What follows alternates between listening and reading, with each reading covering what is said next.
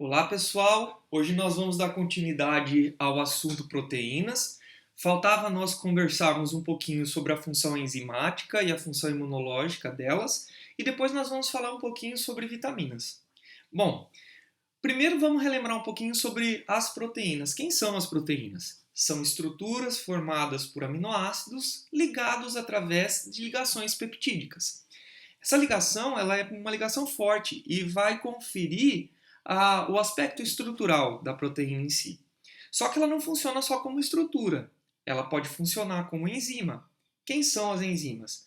São substâncias que têm por finalidade uma atuação num sistema chamado chave-fechadura, porque ela atua sobre reações químicas próprias e que vai acelerar essas reações. Então, o Morcegão colocou aqui nesse slide um desenho mostrando como funciona mais ou menos a atuação de uma enzima. Eu tenho um substrato aqui, que é uma sacarose, e eu tenho uma enzima aqui embaixo que vai atuar na quebra desse substrato, na transformação desse substrato. Se é uma sacarose, eu sei que é um açúcar, é um disacarídeo formado por duas estruturas monossacarídicas unidas. A atuação da enzima vai fazer com que haja uma quebra dessa estrutura disacarídica para a transformação em duas estruturas monossacarídicas, ou seja, em um produto ou dois produtos diferentes. Então, quando eu tenho a sacarose unida com a enzima acelera a quebra da sacarose, dando origem a dois produtos, a uma glicose e uma frutose. O que acontece com a enzima? Há uma modificação? Não. A enzima ela sai intacta. Todas as vezes que nós temos o funcionamento enzimático, ele acontece assim. A enzima entra, faz a transformação do substrato em produto e sai intacta. Para que ela tenha ou ela faça essa transformação, é necessário que ela obedeça ou que o ambiente forneça três situações para ela. A primeira, uma temperatura adequada. A enzima ela só tem condição de funcionamento em uma temperatura X. Por exemplo, o nosso corpo, quando está em atividade de infecção, ele aumenta a temperatura. Por quê? Para tentar minimizar a ação das enzimas daquele agente patogênico que está no nosso corpo. Outra situação é o pH que o ambiente tem que fornecer. A enzima ela só funciona em ambiente específico, de pH específico. Por exemplo, a pitialina, que é a enzima, a amilase salivar que está na nossa saliva. Ela só funciona em pH neutro. A pepsina, que está no nosso intestino, perdão, no nosso estômago, ela só funciona em pH ácido. A tripsina, que está lá no nosso intestino, ela só funciona em pH básico. Então, o pH ele vai ser algo muito importante e influenciador para o funcionamento das nossas enzimas. E a outra coisa é a concentração do substrato. Se eu tiver muito substrato para ser transformado em produto e pouca enzima, eu não tenho condição da enzima fazer a função de aceleração catalisadora dela. Ela vai ficar perdida no meio de tanto substrato e ela não vai conseguir transformar nada em produto. Consegue entender isso? Outra coisa importante, outra funcionalidade proteica é a atuação na imunização. Nós temos os anticorpos que defendem o nosso corpo, então. Essa defesa do nosso corpo, ela se dá por estrutura proteica também. Só que nós vamos ter duas situações diferentes. A situação de imunidade, chamada de imunidade ativa, que é quando nosso corpo produz os anticorpos através da infecção, da contaminação com uma doença ou entrando em contato com uma vacina. Essa imunização ela é chamada de ativa porque uma vez que nós entramos em contato com a doença ou com a vacina, o nosso corpo sempre vai produzir anticorpos. Em contrapartida, muitas vezes, eu entro em contato com um agente que pode me causar doença e essa doença pode me matar muito rápido. Então eu não posso ficar esperando pela ação de uma enzima, de uma vacina, perdão, para fabricar o anticorpo. Eu tenho que entrar com um anticorpo pronto já, que foi fabricado fora do meu corpo. São chamados de soros. Não é aquele soro de hidratar, é um soro onde eu tenho anticorpos que foram produzidos fora do meu corpo e que serão utilizados para matar aquele agente que está causando mal em mim.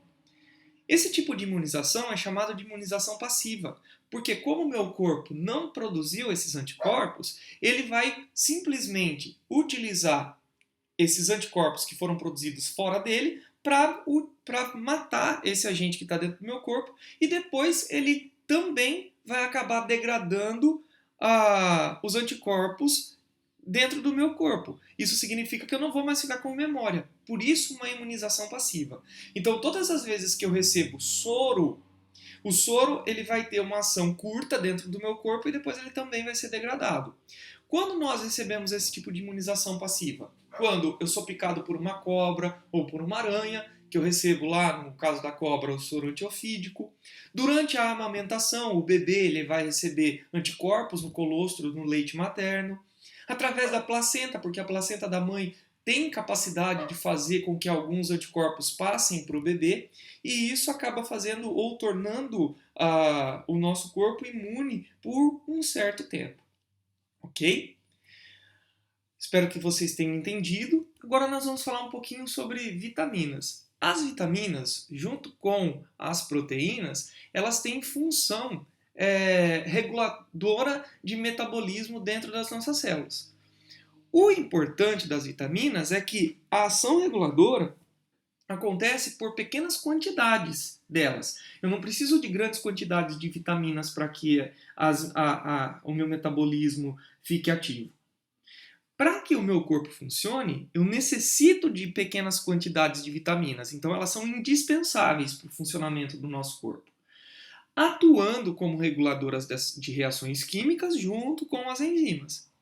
E as vitaminas, elas podem ser classificadas em dois grandes grupos. Vitaminas que são solúveis em lipídio, em gordura, e eu chamo estas vitaminas de vitaminas lipossolúveis. Exemplos de vitaminas lipossolúveis são as vitaminas A, D, E e K. E as vitaminas que são solúveis em água, que são chamadas de hidrossolúveis. São dois grandes grupos de vitaminas que nós chamamos de hidrossolúveis. Estão nelas a vitamina C e as vitaminas do complexo B.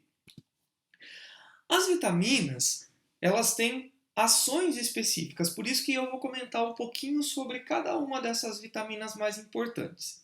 Primeiro, separando para vocês os dois complexos. Eu vou falar sobre o complexo hidrossolúvel primeiro e depois eu vou falar dos complexos lipossolúveis. Bom, entre as vitaminas hidrossolúveis eu vou encontrar as vitaminas do complexo B e a vitamina C. Nas vitaminas do complexo B eu vou encontrar disponíveis para que eu absorva elas em alimentos como arroz integral, fígado, soja, o pão integral, batata, banana, algumas outras frutas que não sejam coloridas, até as frutas coloridas também nós vamos encontrar. E o benefício que a vitamina ou as vitaminas do complexo B fornecem para a gente é a atuação no desenvolvimento do sistema nervoso e na atividade metabólica. Nós temos também uma doença relacionada com a falta de vitamina do complexo B, que é a beriberi. É uma doença que atinge o sistema sanguíneo, o sistema circulatório, propiciando a não coagulação de sangue.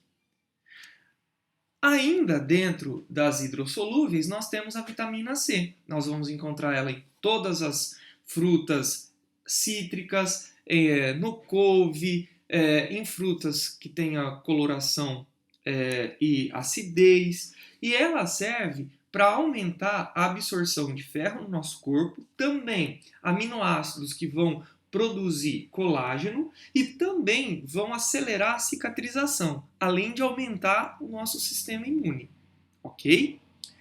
Indo agora para as vitaminas lipossolúveis, eu vou ter a vitamina A e os beta-carotenos, que é praticamente a mesma coisa.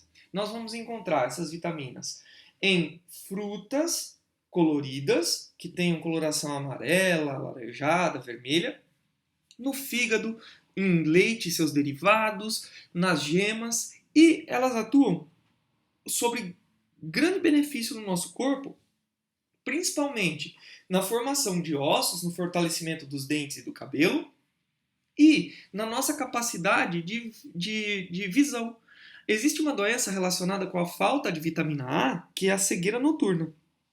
Tá? Então, muitas provas de vestibular falam dessa bendita cegueira noturna. O que é isso? É a falta de vitamina A ou de beta-carotenos.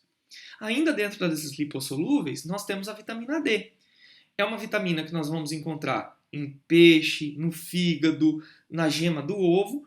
Ela previne raquitismo, o enfraquecimento dos nossos ossos e do nosso sistema imunológico também. Só que não adianta só eu comer. Para a vitamina D funcionar, eu preciso que eu tenha a exposição ao sol, porque o sol ele auxilia a síntese da vitamina D. Outra vitamina lipossolúvel é a vitamina E. Eu vou encontrar na manteiga, nos derivados do leite, no fígado, em óleos vegetais, no amendoim. Ela vai evitar a anemia, ela vai reduzir riscos de doenças cardíacas, ela vai proteger a minha membrana celular e ela é, juntamente com a vitamina C, um poderoso antioxidante. Tá? Já que eu falei de vitamina C, eu esqueci de falar de uma doença ligada à vitamina C, que é o escorbuto. Também é uma doença de enfraquecimento, principalmente de enfraquecimento dentário. A pessoa perde os dentes quando ela tem escorbuto. E ela pode também ter uma deficiência no sistema sensorial, no sistema nervoso. Tá? Então, o escorbuto é uma doença associada à falta de vitamina C. E vou voltar falando da nossa última vitamina, que é a vitamina K. A gente vai encontrar ela no fígado de porco, feijão, no iogurte, na gema de ovo. E ela, assim como o cálcio, auxilia muito, gente, a formação, o fortalecimento do nosso sistema esquelético. Tá bom? Bom, eu espero que vocês tenham entendido. Daqui a alguns momentos eu vou postar uma outra aulinha para vocês. E estamos juntos nessa, ok? Grande abraço, gente!